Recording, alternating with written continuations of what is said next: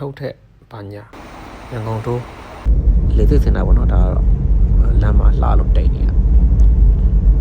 ဒါကတော့ immigration ထိုင်ဆောင်နေโอเคဒါကတော့စားစရာပေါ့နော်ရင်းတစ်ခေါက်ကမစားလိုက်ရဘူးအခုတစ်ခေါက်ကတော့စားဖို့ပေါ့နော်ဒီကောင် share ကျွန်တော် share စားတော့ဒီကောင်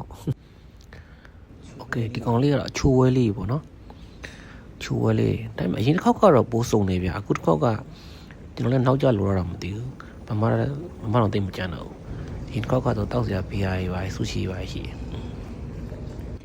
โอเคဒါကျွန်တော်စားဖို့ပေါ့နော်တော်ရန်ထမင်းကျော်ဒီကောင်ဝက်စလူဗျဝက်စလူနဲ့မုံညင်းပူလေးနဲ့ကျွန်တော်ကြာစံလေးပါထည့်ခဲ့တယ်ကဲဒါကတော့ကျွန်တော်စွဲပြီပေါ့နော်စားရဗျာ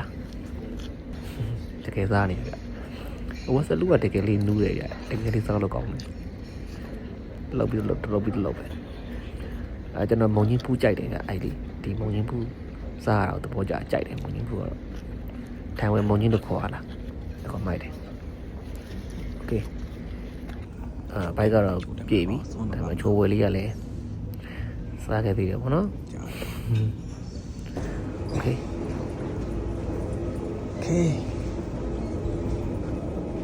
အဲ့ပဲပြေးလိုက်အောင် right ပဲ